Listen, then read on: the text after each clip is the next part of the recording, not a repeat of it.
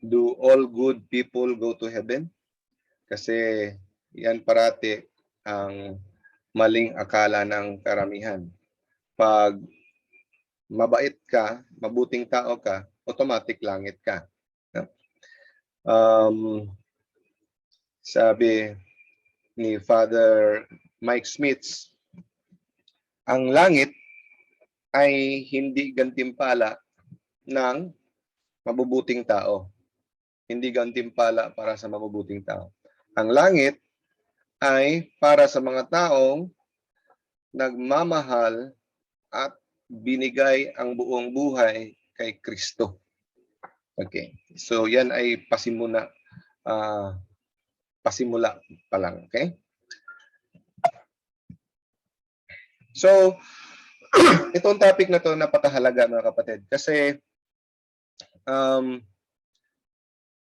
marami tayong ginagawa, no? Marami tayong ministry, marami tayong ginagawa para kay Lord. Okay? Nag-serve tayo, nag-lecture, nag-volunteer, lahat, no? Magbibigay sa kapwa, lahat. Pero kung ito ang lahat ay hindi natin alam kung paano ang tamang paraan para mapunta sa langit, kayod lang tayo ng kayod, no? Kayod lang tayo ng kayod at saka hindi natin alam na yung kayod natin pala ay walang patutunguhan kasi mali. So, importante na bago tayo kumayod, alam natin kung ano ang tamang paraan para sa kaligtasan. No? Kasi ganun din ako dati. No? Dumaan ako sa ganyang proseso na hindi ko alam na patungo na pala ako sa impyerno, nakangiti pa ako.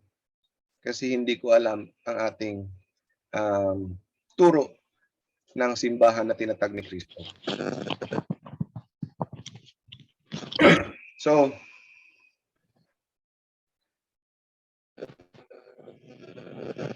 sino ba ang hindi gustong mapunta sa langit dito? Lahat tayo.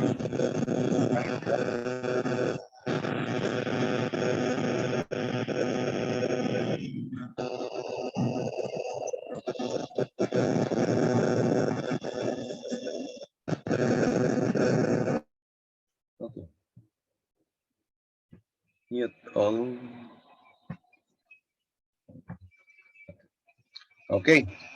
So sino bang hindi gustong pumunta sa langit? Lahat tayo gustong pumunta sa langit, di ba?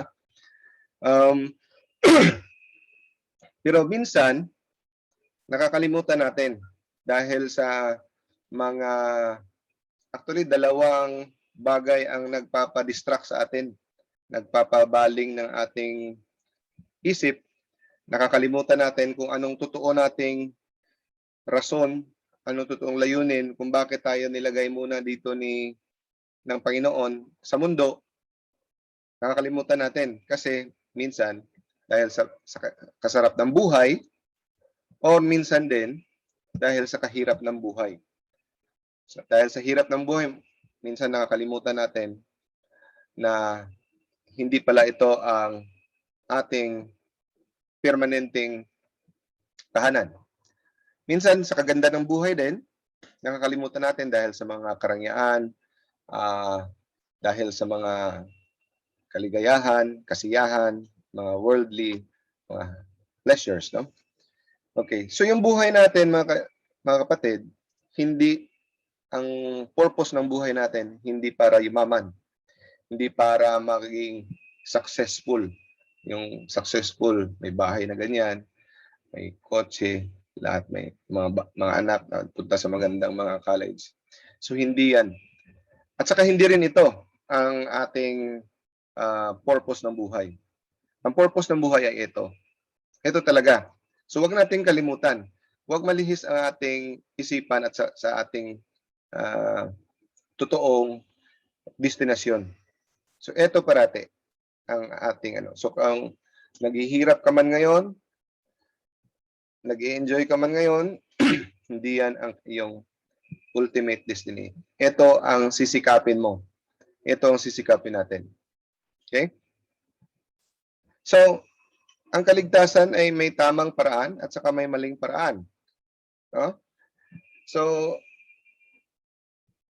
alam ko to dahil isa ako sa biktima nito dati. Kasi pag mali ang paraan mo sa pakiki sa effort mo, bibigay ka ng todo, buhos ka ng inyong kakayahan sa maling paraan, pupunta ka sa impyerno. No? So ang tanong, marami ba ang maliligtas? Daghan ba ang maluwas? Anong sabi ni napansin nyo, pag may namatay ngayon, hindi ko nilalait ha. Hindi ko nilalait, pero pansinin niyo, pag may namatay, pag may nag-celebrate ng birthday, yung tatay nila namatay na, nanay nila. Okay? Anong sinasabi? Happy birthday in heaven. Happy birthday in heaven. Sinabi ko yan sa isang lecture, hindi maganda na sabihin natin yan. Sana mas maganda na I'm still praying for you. Eternal rest. May you have an eternal rest with the Lord. You're still praying. Kasi ang mga monks, even for hundreds of years, in the anniversary of their founders and then their superiors, minimension pa rin nila sa prayer by name, even hundreds of years na past sa kanilang mga superior. Pinipray pa rin nila. Kasi ngayon, akala natin ang daling maligtas. Akala natin nung nanay natin mabait, lola natin mabait, punta heaven na. Happy birthday in heaven. Kahit sino pa yun in heaven. Kinakanonize natin. No. According to Padre Pio, tinanong siya, because he has a lot of visions, he's gifted with visions.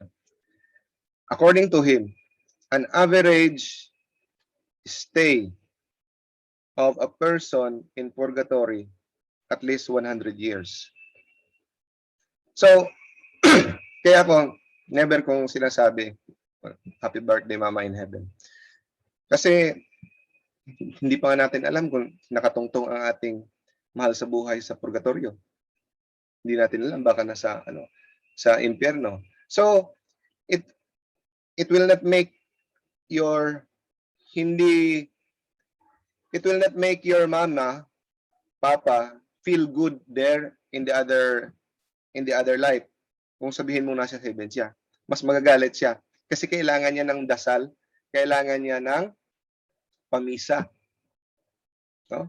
Kung sabihin mong in heaven, wala na magdadasal para sa kanya. No? So, ngayon, kasi, minsan kasi parang masyado nang na-preach sa mga homily. God is merciful, kahit ano ka pa, tanggapin ka ni Lord. At saka hindi nababalance ng justice ni God. So minsan, kala natin, kahit anong gawin natin, merciful si God, okay lang, God will understand. Hindi niya kaya tayong dalhin sa impyerno. Okay. Marami ba ang maliligtas? Matthew chapter 7 verse 13. This is Bisaya. Ito tayo sa Tagalog kasi hindi niya maintindihan. No? Ay, hindi ko pala na Tagalog, English. Okay na lang. Mas mabuti na to kumpara sa Bisaya, hindi ito maintindihan. Okay. Enter through the narrow gate, sabi ni Jesus. Tinanong siya, Lord, will many be saved? Marami bang maligtas? Sabi niya, pumasok kayo sa narrow na gate, no? Makitid na gate. Kasi napakalapad ng gate patungong impyerno. At napakadali, malapad siya. Papuntang langit, napakasikip. No? And then, many enter through it.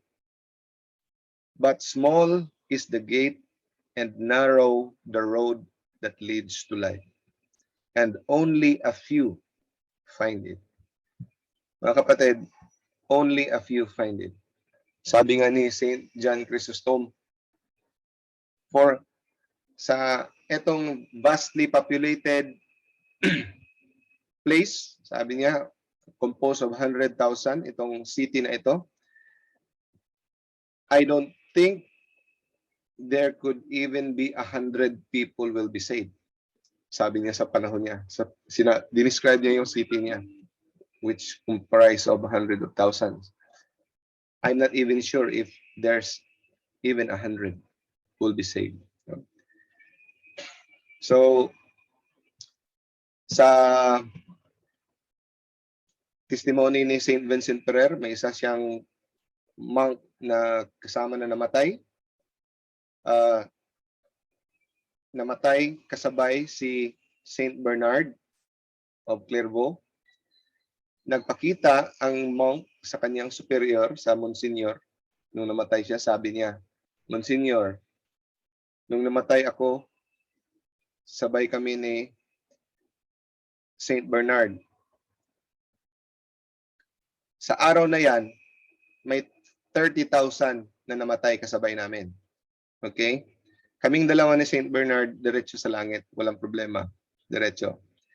3 naligtas through purgatory. The rest were damned to hell. Sa 30,000 ha. That's the testimony of St. Vincent Ferrer. Okay. So, huwag nating dali-daliin ang kaligtasan because God is merciful, yes. He is loving. He will never stop loving us even if we sin. He loves us. Pero wala siyang magagawa kahit anong mahal niya sa atin kung tayo mismo ang ating mortal na kasalanan mismo ang magdadala sa atin sa impyerno.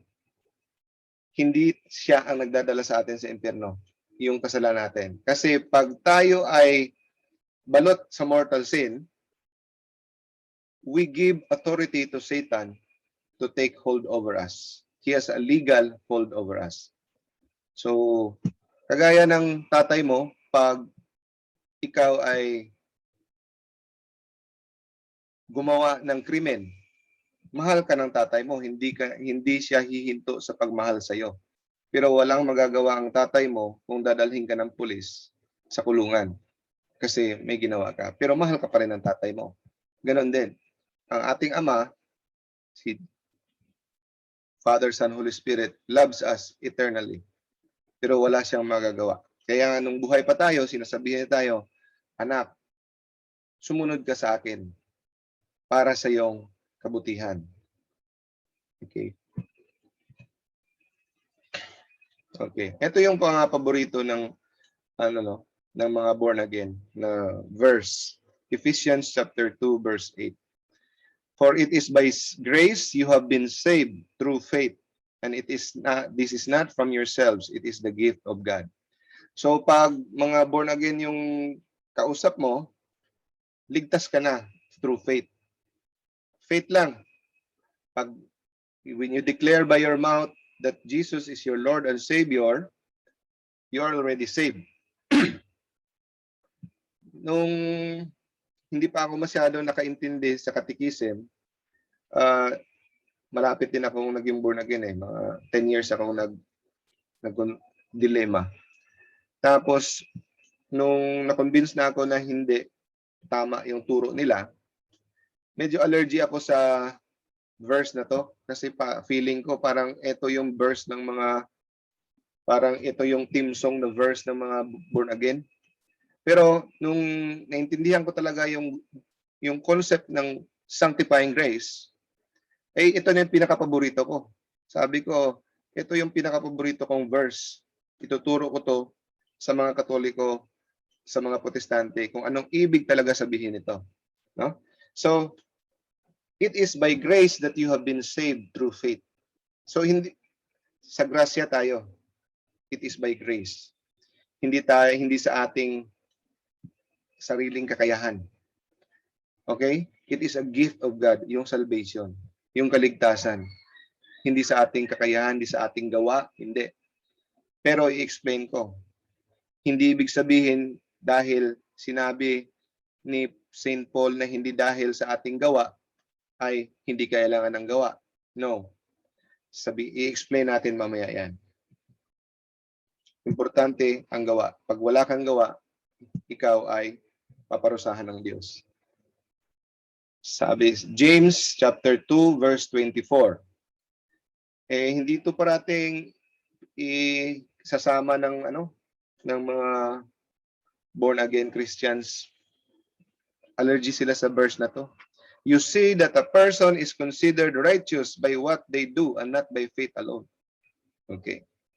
Si Martin Luther, yung father ng Protestantism, dinagdagan niya, you are saved by faith alone. Actually, wala kang makikitang by faith alone. So, saan mo makikita yung faith alone? James chapter 2 verse 24. Eto, dito mo makita. You are considered righteous by what they do and not by faith alone. So, klaro. So, ito ay na-neutralize, na-balance ng dalawang verse. Nag-contradict ba to? Hindi. Ito, sinabi dito, hindi sa gawa. Tapos dito sabi, gawa. Nagka-conflict ba? Hindi nagka-conflict ang Bible. Dapat tamang pag-intindi. No?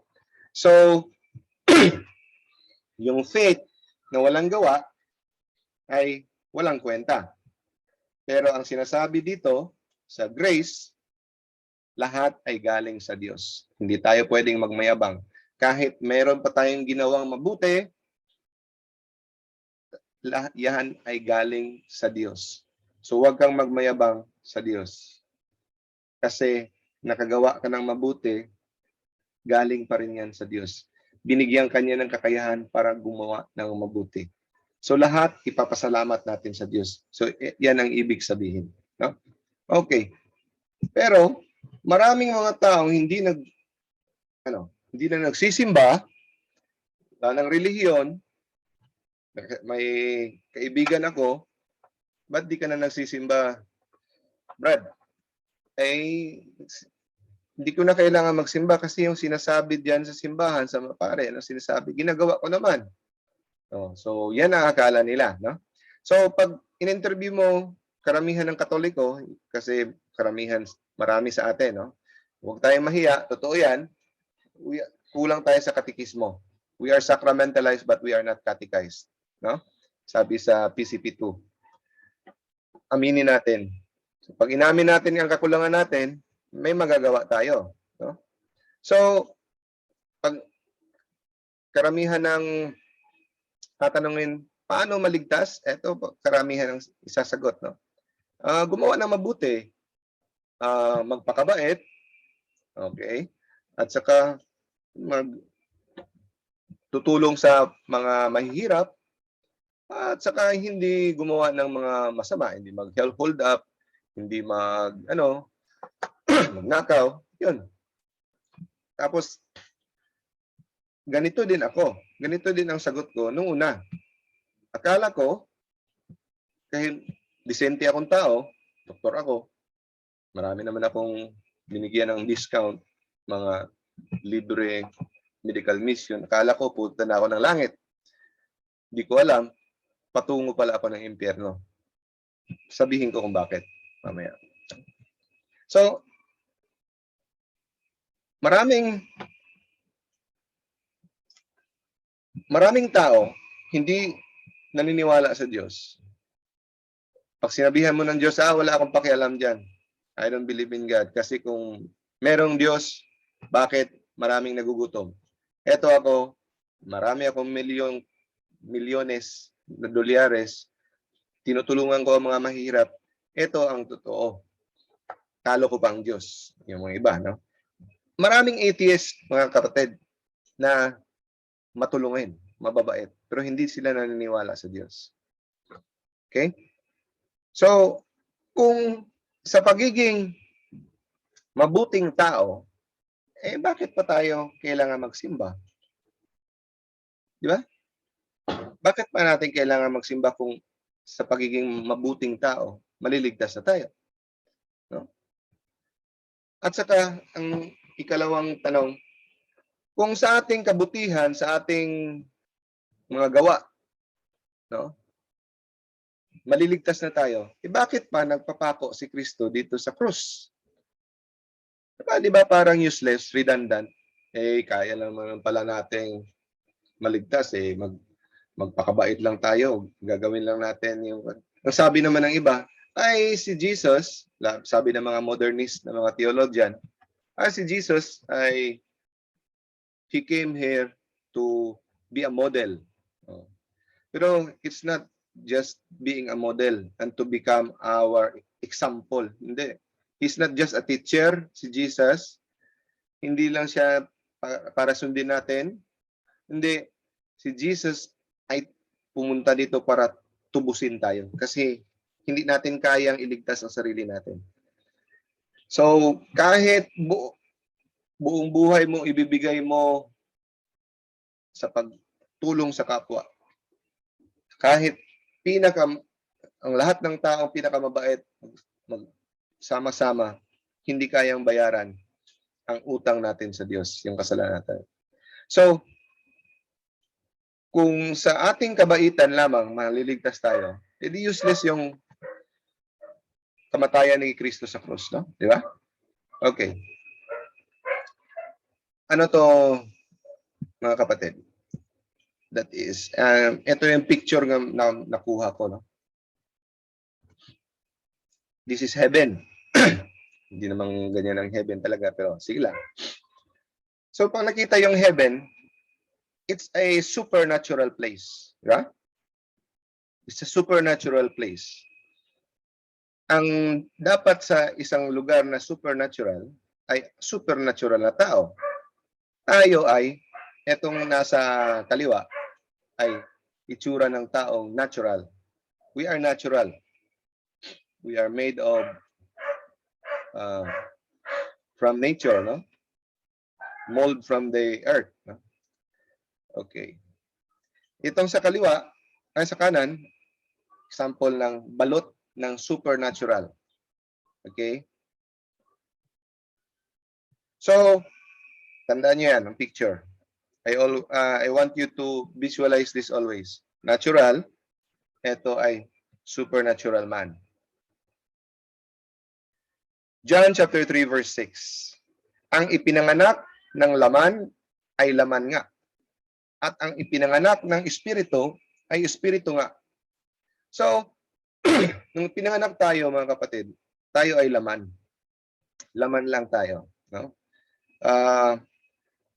So, dapat tayo ay ipanganak sa espiritu. Ito yung sinabi ni Jesus kay Nicodemus. So, ipapanganak tayo ulit. Kasi nung pinanganak tayo ng nanay natin, pinanganak tayo sa laman lang. Pag tayo ay bininyagan, tayo ay mabubuhay ulit. No? We are born again through water and spirit. Saan galing yan? Yung espiritu na yan. Yung grasya ng espiritu galing sa Passion of Christ. Passion, death of the Paschal mystery. No? Passion, death, and resurrection of Jesus. No? So,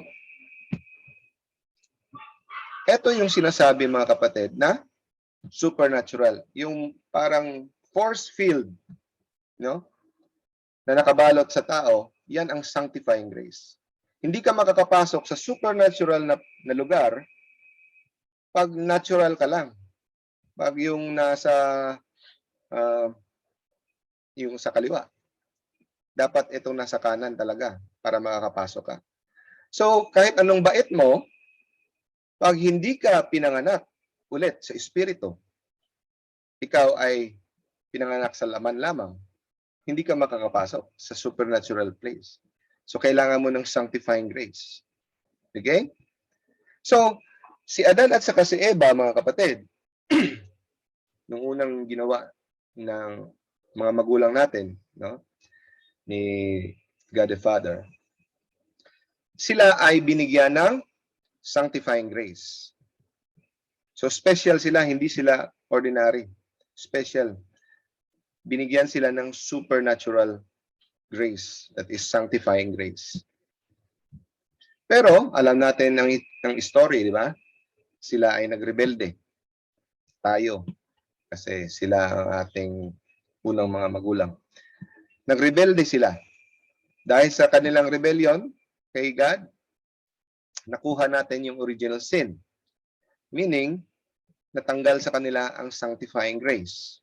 Lahat ng kanilang mga lahi, sa kanilang mga offspring, generations to come, wala ng sanctifying grace. So lahat ng mga papanganak nila, puros na walang sanctifying grace.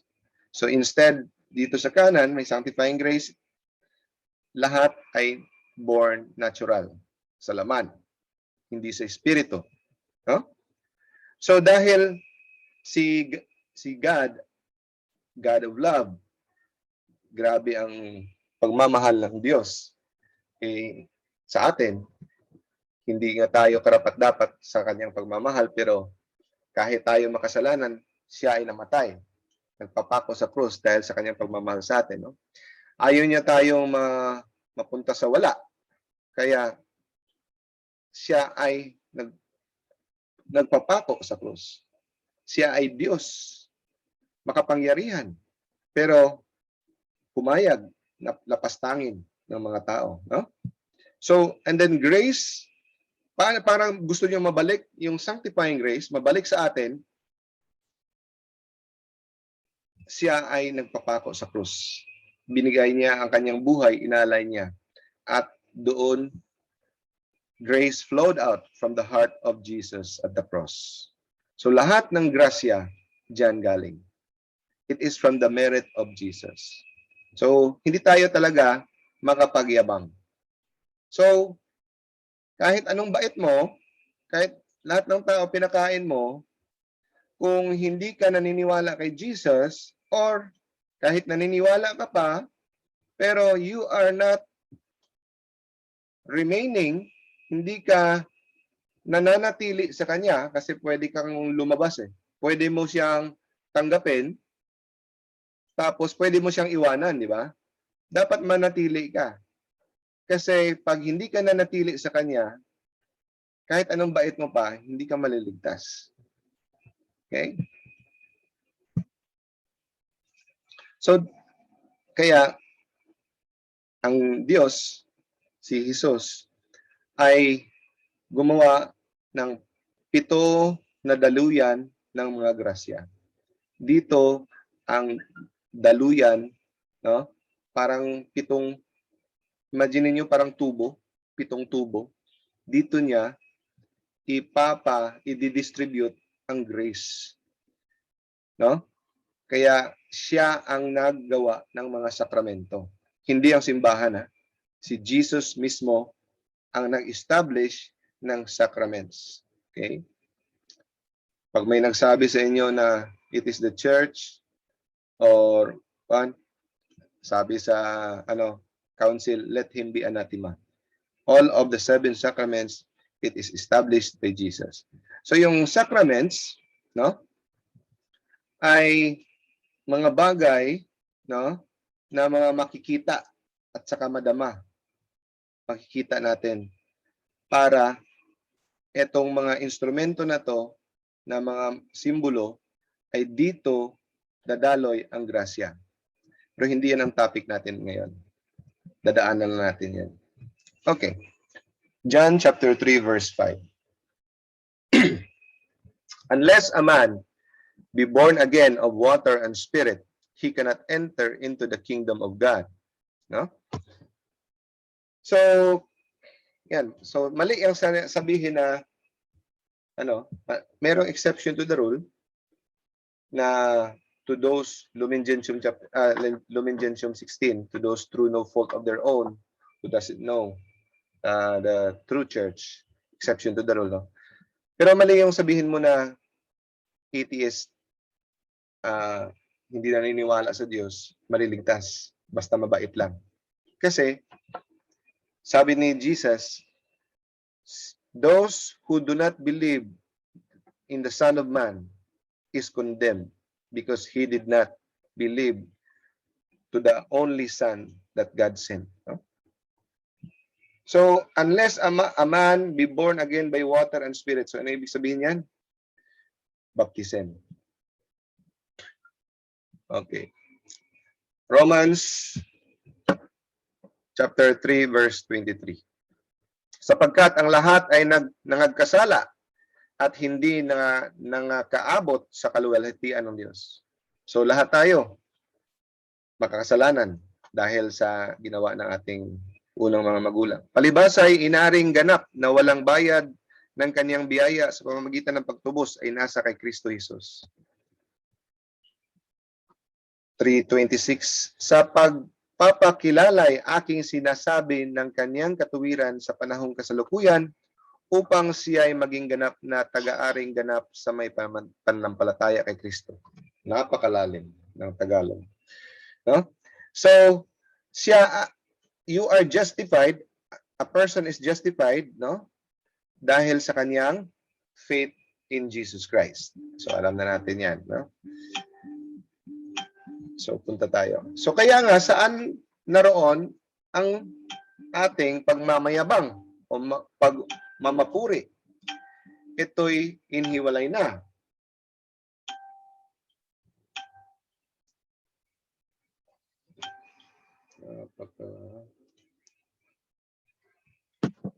Sa pamamagitan ng anong kautusan? Ng mga gawa?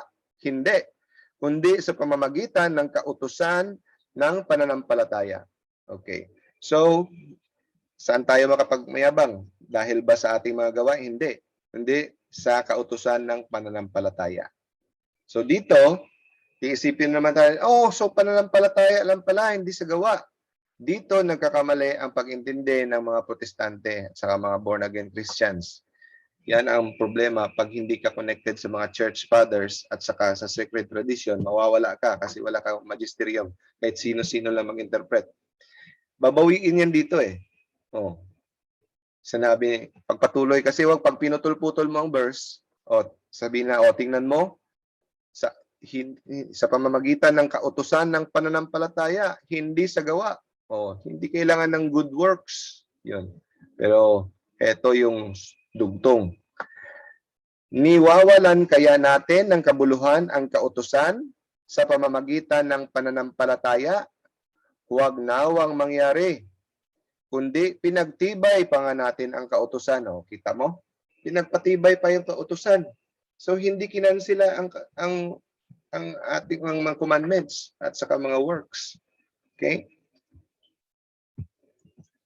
Okay. Eto. Corinthians chapter 13. 1 Corinthians chapter 13. Makapagsalita man ako sa mga wika ng mga tao at ng mga anghel, kung wala man akong pag-ibig, para lamang akong kampanang umaalingaw-ngaw o pompiyang na maingay. Kung ako man ay may kakayahang magsalita ng mensahe mula sa Diyos at umunawa ng lahat ng hiwaga, kung nasa akin man ang lahat ng kaalaman at lahat ng pananampalataya, no? Kahit makapagpalipat pa ako ng bundok, ngunit wala naman akong pag-ibig, wala akong kabuluhan. At kung ipamigay ko man ang lahat ng aking mga ari-arian, no? At ialay ang aking katawan, no? Tingnan mo, kahit ibigay mo pa ang lahat ng ari-arian sa mga mahihirap, no? Kung wala kang pag-ibig, walang mapapala. Sa version sa English, ang pag-ibig na sinasabi dito sa version sa Bible sa English, kalimutan ko anong version, it is charity. So alam niyo ba yung charity? Hindi lang siya ordinary na love, if I have no love. Sa ibang version, if I have no charity. Ang ibig sabihin ng charity, mga kapatid, love of God. Yan. Love of God and fellow man. Yan ang ibig sabihin ng charity. So ibig sabihin, kahit ipamigay mo lahat ng ari-arian mo sa pulubi, pero wala kang charity, the theological faith of virtue of faith, hope, and love, or faith, hope, and charity. Kailan mo natanggap yung faith, hope, and charity, mga kapatid? Sa binyag, di ba? So pag mawala yung charity, kahit anong gawin mong mga kabutihan, walang saysay. Okay. Tanong, paano ba mawawala ang charity? Paano ba Ano bang ibig sabihin niya kung wala naman akong pag-ibig? Paano yan mangyayari? Okay, explain ko sa inyo.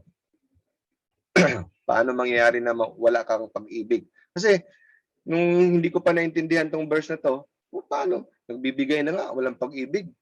Ano bang ibig sabihin niya? Yung parang with feelings? Hindi pala. Hindi pala ibig sabihin with feelings.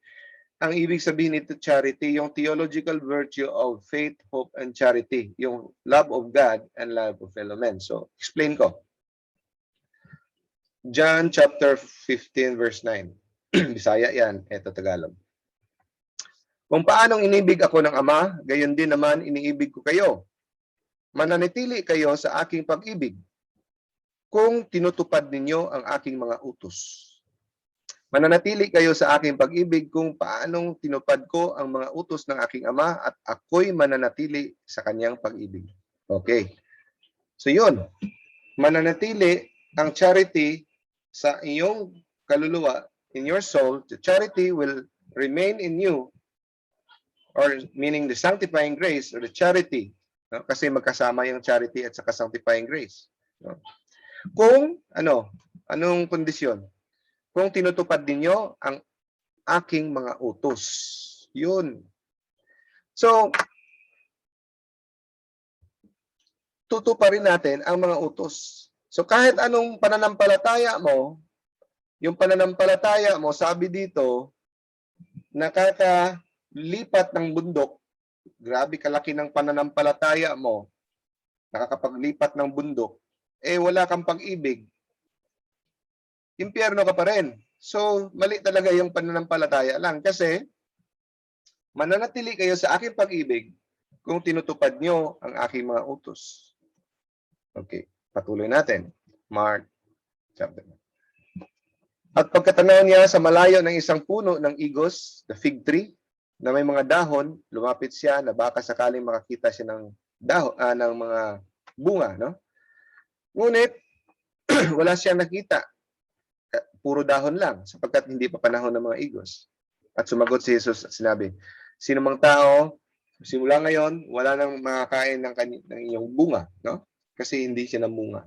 So ito, palatandaan mga kapatid, na tayo ay hahanapan ng bunga ng Diyos. Bunga ng virtue at saka good works. No? Next. Ito. John chapter 15 verse 1. Napakaganda ng verse na to. Ako ang tunay na puno ng ubas at ang aking Ama ang magsasaka. Ang bawat sanga na sa akin ay hindi nagbubunga ay inaalis niya. At ang bawat sanga na nagbubunga ay nililinis niya upang lalong magbubunga. Okay. So, anong bunga? Good works, virtues, mga conversions, no? Ang ating mga evangelistic efforts, bunga, souls, saan na yung mga kaluluwa na dinala niyo sa akin, pabalik. Good works, virtue. Yan ang bunga, hanapan tayo ng bunga. No? So, pag hindi ka namunga, ikaw ay puputulin at saka itatapon sa apoy.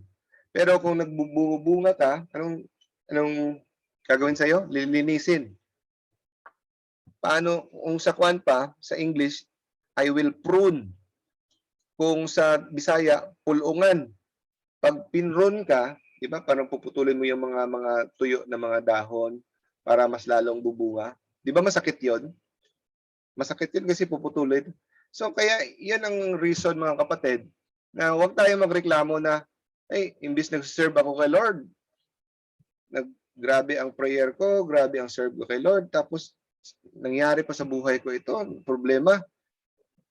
Huwag mong kalimutan kapatid, na yan ay nililinis kanya para lalo kang magbunga. God is pruning you. No?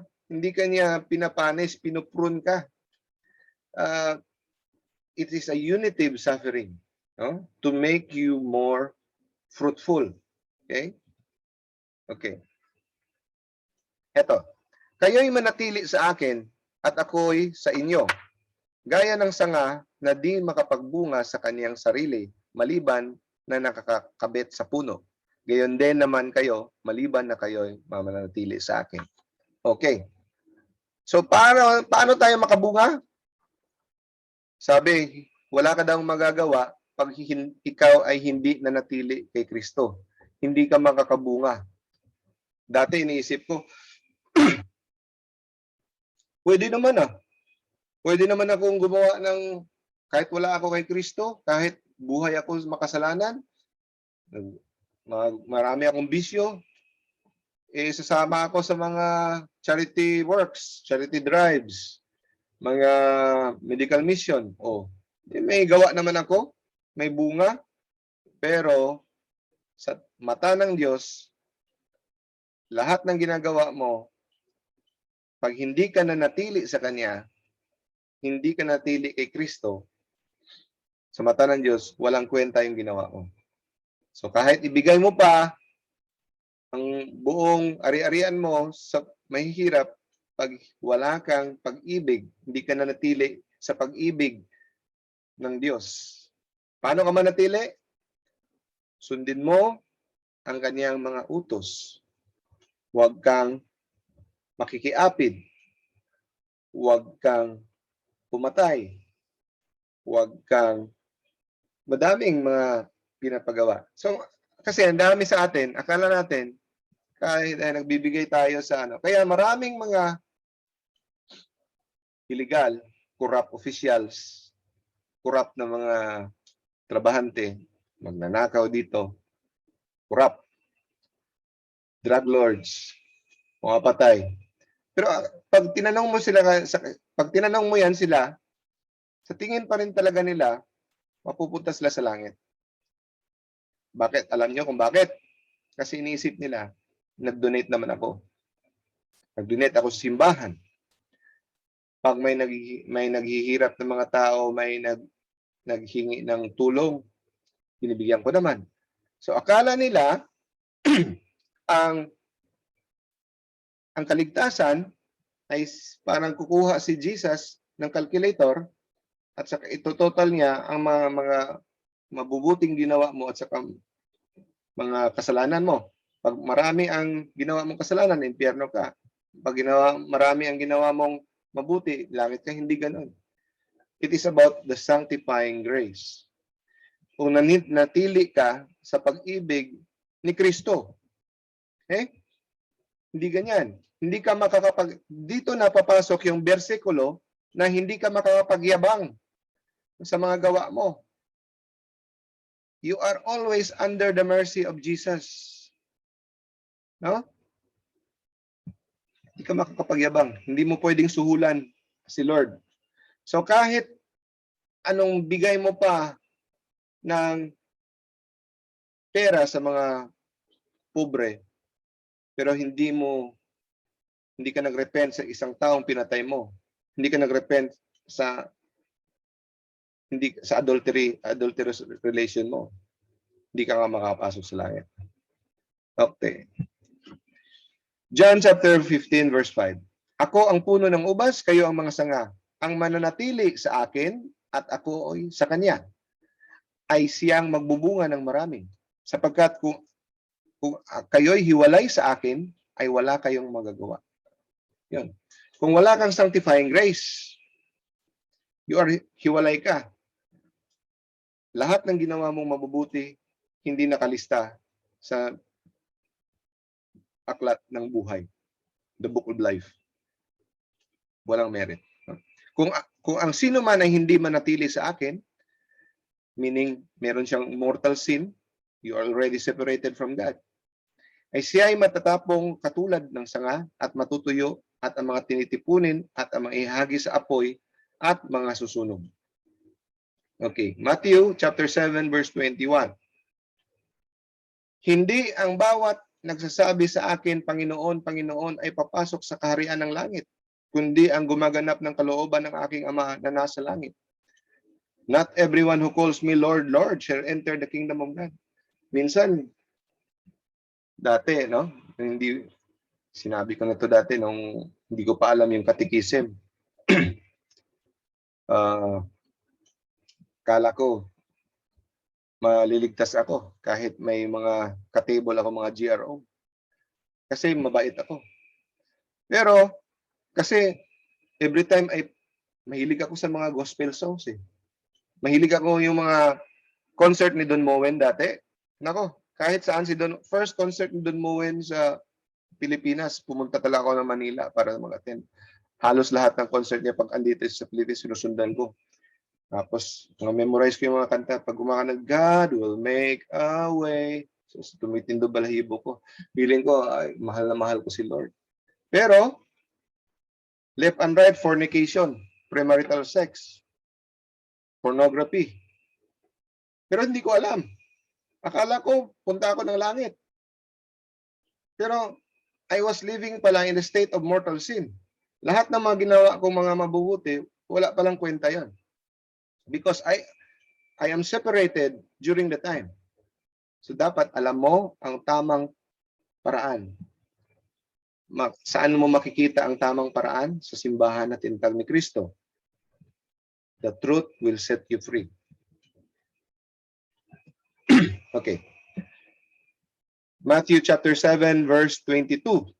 Marami ang magsasabi sa akin sa araw na yaon, Panginoon, Panginoon, hindi baga nagsipag-hula kami sa iyong pangalan? O, di ba? Ibang sekta. Naghuhula, prophecy, nagpa-prophecy.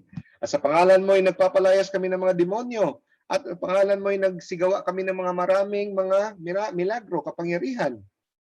Oh, matindi na to ha, nagmimilagro. Nagpapalayas pa ng demonyo. Yun. Tapos anong sabi ni Jesus? At kung magkagayoy, ipapahayag ko sa kanila, kailan may hindi ko kayo kilala. Magsilayo kayo sa akin. Kayong mga manggagawa ng katampalasan. See? Kasi, pwede ka namang gumawa ng mga gawa ng Diyos ng mga milagro. Pero buhay mo, nakikilive-in ka. Hindi ka kasal. Nagli-live-in ka lang. Adultery ka. Nagpo-pornography ka. So, kahit pwede mong gawin yung mga milagro-milagro na yan. Pero dahil evil doer ka, sabihin ng Diyos, hindi ko ikaw kilala. Palayo ka sa akin. Kayong you evil doers. 1 Corinthians chapter 6 verse 9. O hindi baga ninyo nalalaman na ang mga liko sa Tagalog, no? Old Tagalog. Punta tayo sa Bisaya. Nasayod ba kamo nga ang mga dili matarong? So, yung mga masasama siguro, no? Liko. Ay hindi magsisipagmana ng kaharian ng Diyos. Huwag kayong padaya. Don't deceive yourselves. Kahit ang mga makikiapid, mga fornicators, adulterers, no? Idolaters, nagsisimba ng mga Diyos-Diyosan, nakikiapid sa kapwa lalaki. Yun, klarong-klaro. Ni ang mga magnanakaw, ni mga masasakim, ni mga naglalasing, lasinggero, ni ang mga nagpapatungyaw, ni mga manglulupig ay hindi makakamana sa kaharian ng Diyos. Yun.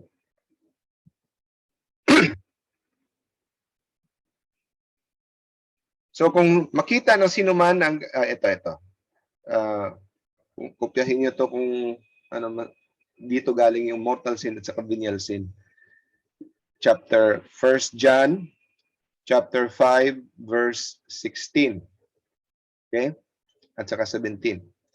Kung makita ng sino man na ang kaniyang kapatid ay nagkakasala sa kasalanang hindi ikamamatay, ay idalangin siya at bibigyan siya ng Diyos ng buhay na ukol sa mga nagkakasala ng hindi ikamamatay. May kasalanang ikamamatay. So, kita niyo mga kapatid, ang may kasalanan pala na nakamamatay. Yan ang mortal sin. Okay? Hindi tungkol dito ang sinasabi ko na idalangin niya. Lahat ng kalikuan ay kasalanan at may kasalanang hindi ikamamatay. Yan ang venial sin. So, pag venial sin lang ginawa mo, ang sanctifying grace or the charity hindi mawawala sa kaluluwa mo. Pero pag gumawa ka ng mortal sin, mamamatay ulit ang kaluluwa mo. Kasi, kailan ba nabuhay yan?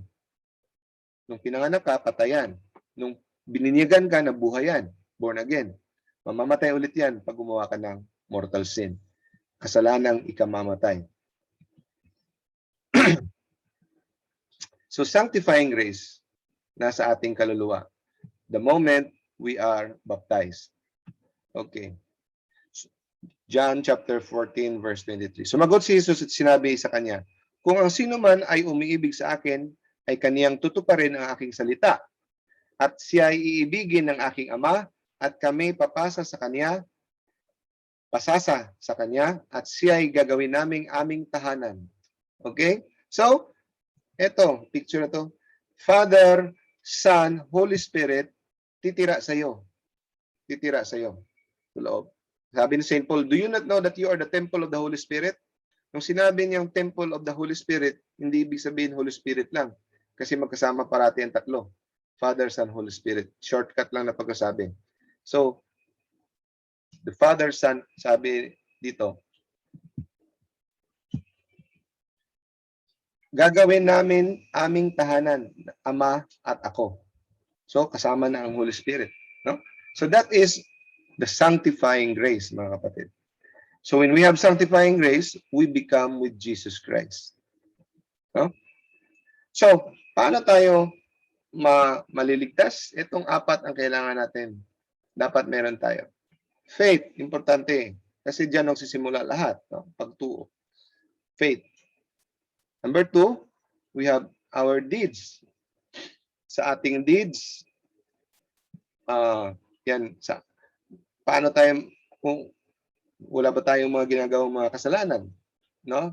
Mga mortal sin. At ginagawa ba natin ang works of mercy? Di ba? Sakramento. Hindi tayo mabubuhay nang walang sakramento. Kaya kasi galing diyan ang ating lakas para ating ma-survive ang ating spiritual warfare. At saka prayer. Sabi ni St. Alfonso Liguori, a man who does not pray is not saved, cannot be saved. A man who prays will be saved. So, faith, pagtuo. ang sumasampalataya sa Kanya ay hindi hinahatulan. Ang hindi sumasampalataya ay hinatulan na, sapagkat hindi siya sumasampalataya sa pangalan ng bugtong na anak ng Diyos. So, kailangan tayong magsampalataya kay Jesus. Importante talaga yan. Okay. Sa works, sa deeds, no? Works of mercy.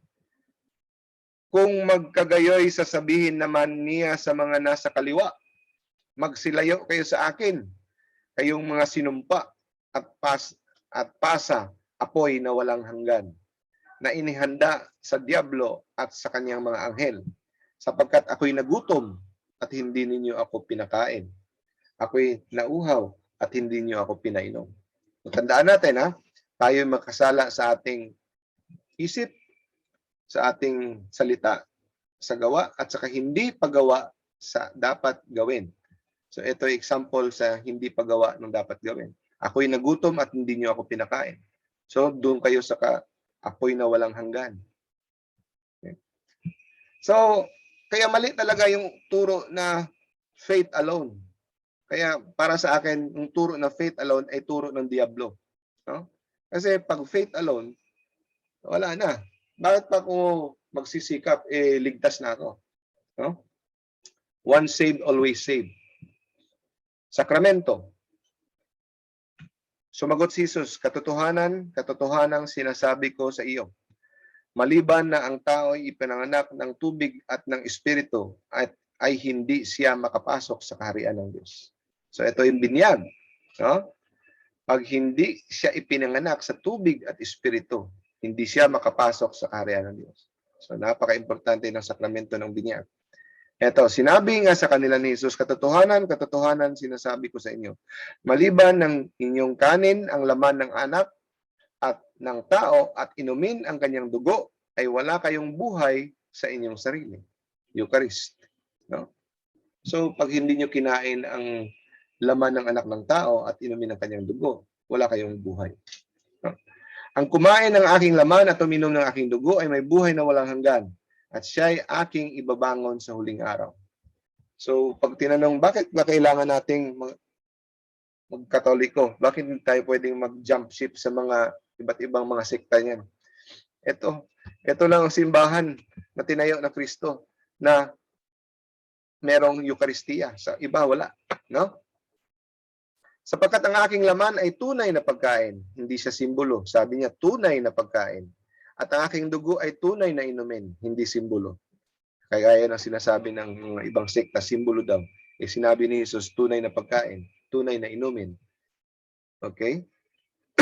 Mark 16:16, he who believes and is baptized will be saved, but he who does not believe will be condemned. Okay. Lagpas lang tayo konti mga kapatid ha. Extend lang tayo ng mga 5 minutes siguro para matapos na to. No? Okay? So and then, prayer. Sinabi niya sa kanila, pagka kayo nagsipanalangin, inyong sabihin, Ama, sambahin nawa ang pangalan mo, dumating nawa ang kaharian mo. So, yan, alam niyo na yan. Okay? So, importante ang commandments, no? So, yan.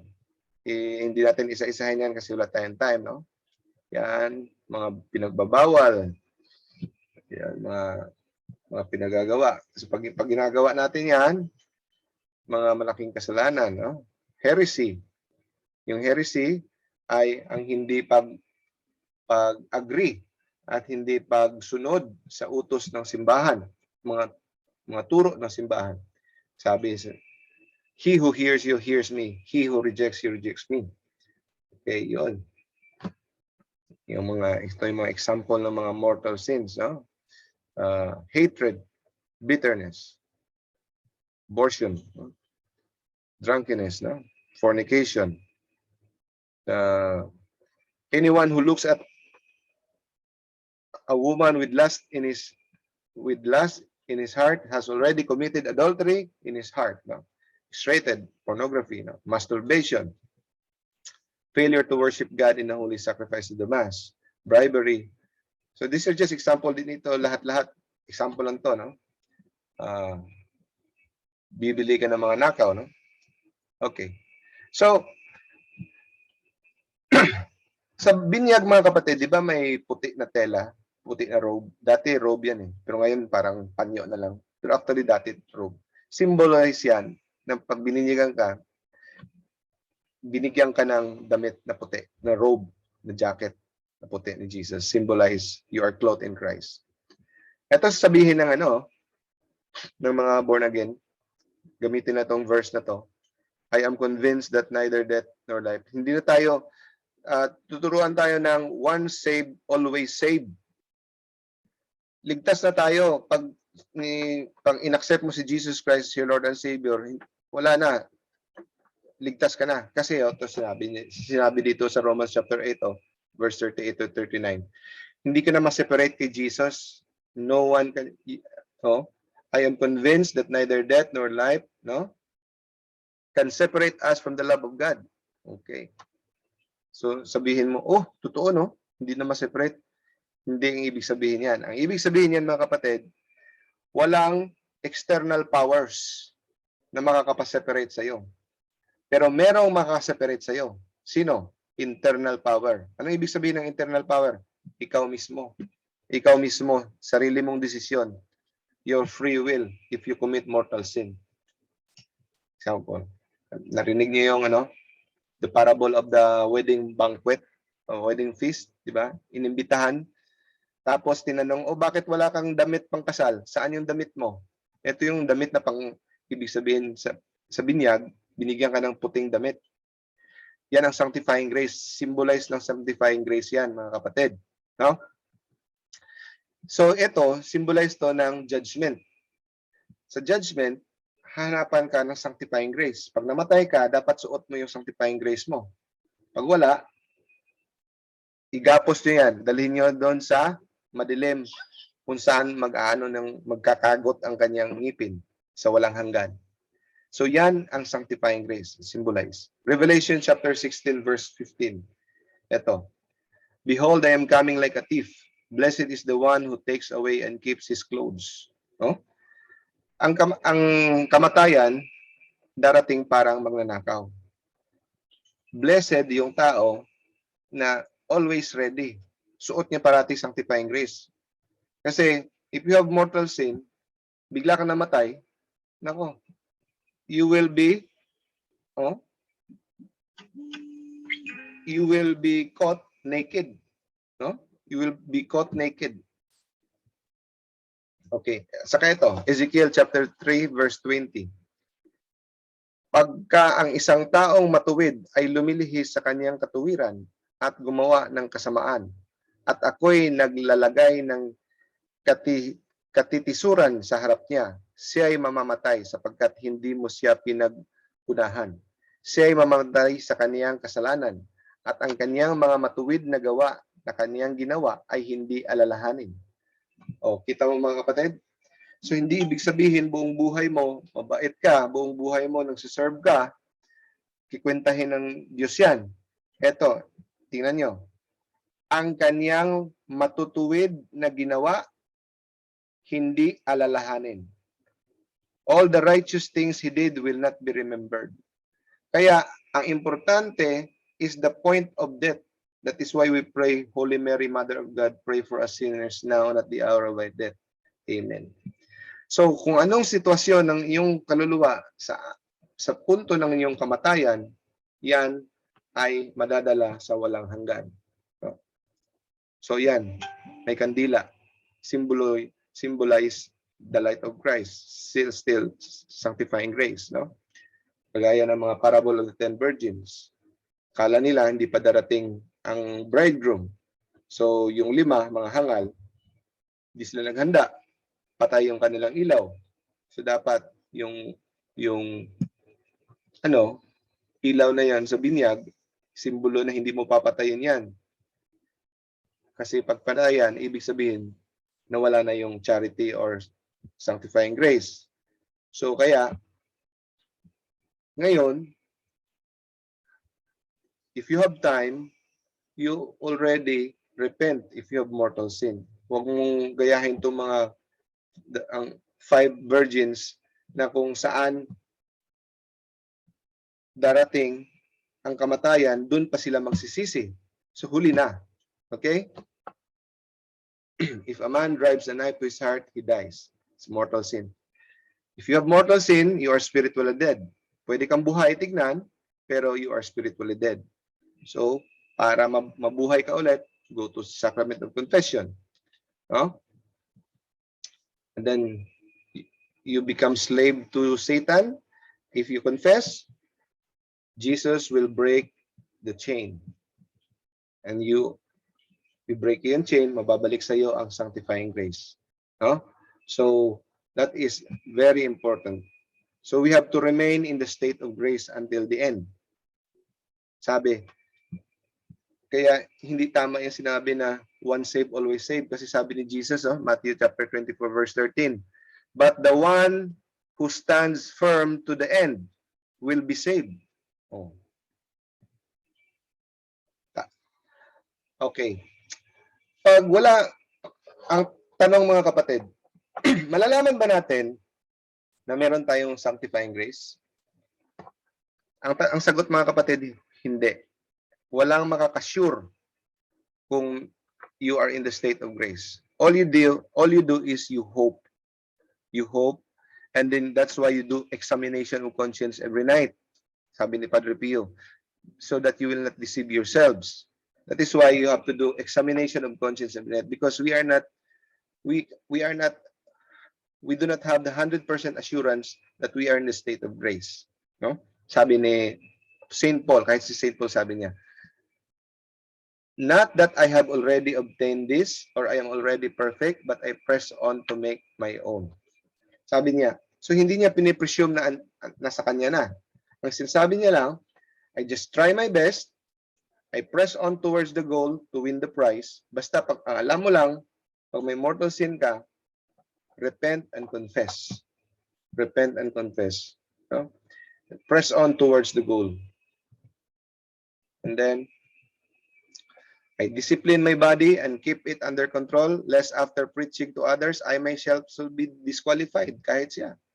No? Kahit si St. Paul. Dinidisiplina ko sarili ko kasi baka pagkatapos ko kayong mag-preach sa iba, baka ako pa yung ma-disqualify. Madala ko kayo kay Lord, tapos ako wala. Sabi niya. Kaya kahit siya, hindi siya naniniwala sa once saved, always saved. Kasi pwede pa siyang ma-disqualify. Sabi, Philippians chapter 2 verse 12, work out your salvation with fear and trembling. Last slide. Pag tinanong kayo mga kapatid, pag may tumayo sa bus, sabihin, pag nabangga tong bus ngayon, sigurado ka pang ligtas ka? So, ano yung sasagot nyo? Ito yung sagot natin, tatlo. Tatlo ang sagot natin mga kapatid. Alam nyo na kung anong sagot. Ito. Sabihin mo, Brad, are you saved already? Are you saved? Sagot mo, yes, I was saved. I am being saved. And I hope to be saved. Tatlo ang sagot dyan mga kapatid. Kailan ka na-save? Nung binyag ko, saved na ako. Pero patuloy akong sinisave ni God. And I hope that I will be saved. At saka yan ang mga supporting verses. Actually, hindi lang yan ang supporting verses. May marami pang supporting verses yan. Yan ang nilagay para summarize. Okay. Stop share. So, hello brothers and sisters. I hope maliwanag yung aking lecture. Anyway, i-upload ko to sa sa YouTube at saka naka-record man to sa Facebook. I-review lang kung medyo mabilis yung lecture ko. Okay. Sorry mga kapatid na lumagpas ng 1 oras. Okay. Brother Basilio. Brother Basilio. May gabi. May gabi. Ikaw, closing prayer. Sige, Doc. Brother. Okay. Sa ngalan samahan, sa anak, sa Espiritu Santo. Amen. Mag-ampo ta kang San Miguel Arcangel. San Miguel Arcangel, tabangi kami sa panggubatan. Panalip di kami batok sa pagpanlimbong o pagsulay sa yawa. Mapabsanon kami naghangyo kanimo o prinsipe sa mga kasundaluhan sa langit. Nga pinaagi sa gahom sa Dios, imong ibanlod sa impyerno si Satanas. Uban sa iyang mga daotang espiritu nga naglibot-libot sa kalibutan aron pagpukan sa among mga kalag. Amen. Sa ngalan samahan, sa anak, sa Espiritu Santo. Amen. So, thank you brothers and sisters for attending Bye-bye. So, bye-bye. See you Salamat next bro. Thank you. Thank you. Thank you, Doc. time. Bless.